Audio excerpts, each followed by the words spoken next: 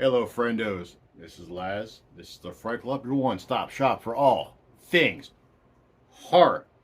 Now, today I'm reviewing The Bloody Man that is released by WildEye Releasing. And before I start, though, you know what to do. If you're enjoying this, if you're enjoying the content, you like what you see, hit the like button. If you have any questions, comments, concerns, bakery recipe, like cookie recipes, whatever, comment.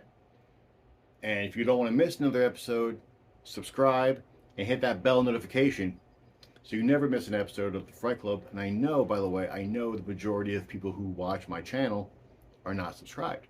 So why not subscribe? Just saying, help a brother out. And also, if you want to help support the channel, if you're able to financially, and you want to get your stuff, like your content, the Fright Club content, not 1 but 2 days early, for as low as $3, head on over to patreon.com/the Fright Club. Now, here comes my review of the movie called The Bloody Man. Now, if you forgive me, I'm going to be looking down at my notes a lot because I have a pretty good review. But see, here's basically the story. So you got Mike, he's the middle child, and he's having problems with his family.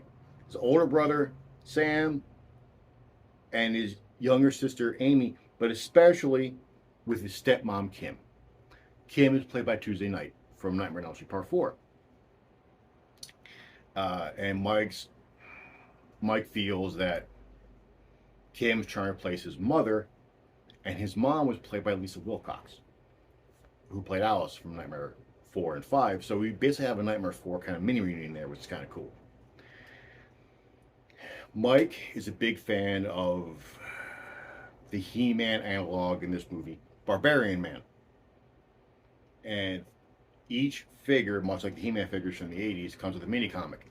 And the mini-comics are the tale of the Bloody Man, who is his villain,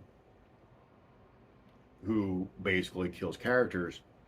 And you see basically his history going as he terrorizes a medieval town. And you get introduced characters there. But during this, especially after a fight with his stepmom where he gets grounded, Mike is reading one of the mini comics that has a way to summon the Bloody Man.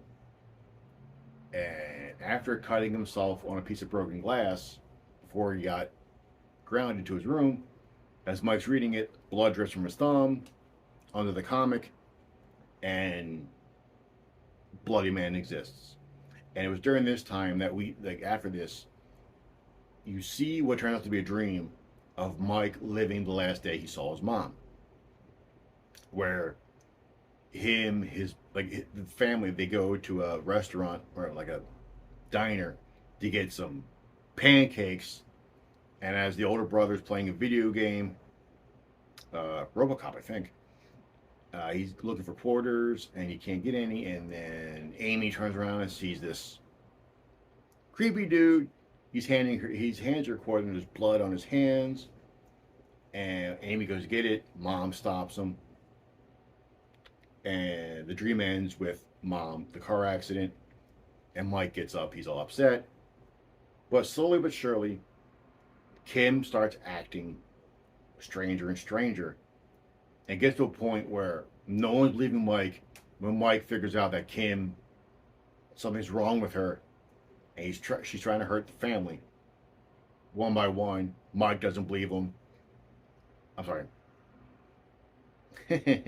Sam doesn't believe him. And Mike is trying to protect Amy. And they have a good moment. But it boils down to the kids have to fight Kim, who is now under the control of the Bloody Man, who's trying to destroy the family. This movie is very much it's very steeped in the 80s, but it does it well. It's not like, oh hey, look how silly the 80s were with these shoulder pads and look how the size of this cell phone crap. No, it's set in the 80s, takes the 80s seriously. Like everything about it works, like Barbarian Man stuff. The fact that they had Stranger Danger in this, which is a big thing in the 80s. Mike with the comics and him being basically a dork, deciding to, for a book report or a presentation in front of his class, he does the Tale of the Bloody Man. Because when you're a dork, that's kind of what we did. That's what I did anyway. Like, I did papers on Dick Grayson, Superman. I did fictional characters because that's who I had to look up to. So it's stuff like that. It's like really well done. The ending is good. Like, everything about it works, but it does have flaws. One of which to me is there are times where things don't feel like how people would really act.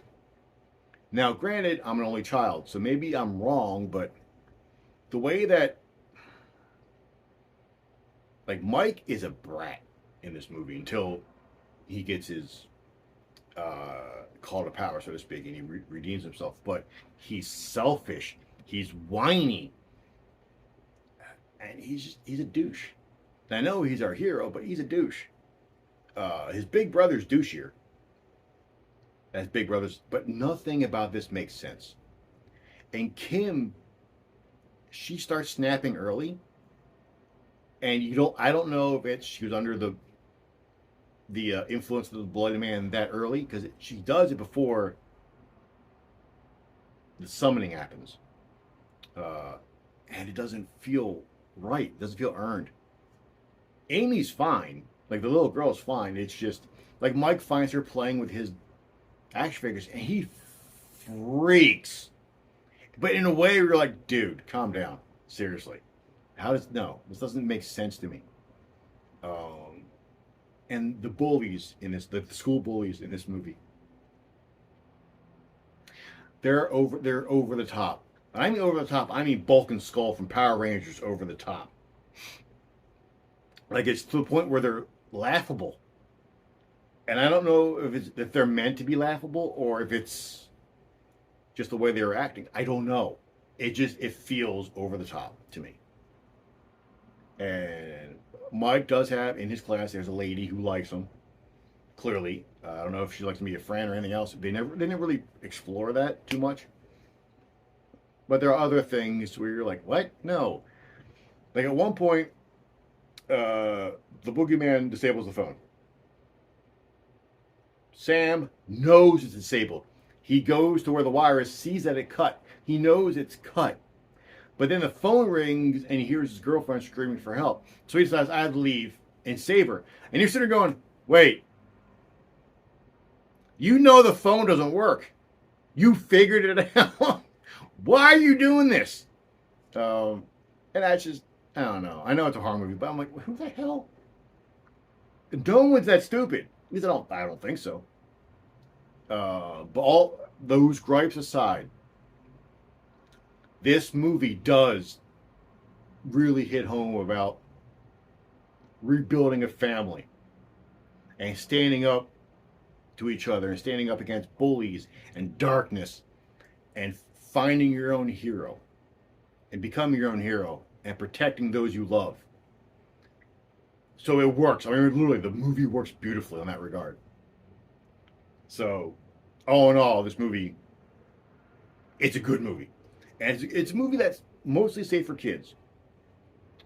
There is some blood, mild language, but that's about it. Like this, I'm calling it, it's basically the new version, like a new Gate, for a reason. It feels very much like the Gate. And if you've seen that movie, you know what I'm talking about. So I think this movie is safe for kids. I do. I really think it's safe for kids. Which I think is cool. You know, it's a great time. And make sure you stick around because there's both a mid-credit scene and an end-credit scene. And they're both, fun. Not fun, but they're there, and you should catch it. I think this movie might be on Shudder. I think. If not on Shudder, I know it's streaming. I'm not sure where, but again, links. I'll definitely give you the links for that one because no one should miss this. This is good. This movie gets this very, very high B+. This movie is great. Again, never boring. You may question things as I did, but that's fine. There's no overtly, hey, this is dumb or you're assaulting my intelligence type stuff. So I say, give it a shot. Give it a good run. See where you land. And watch it with your kids.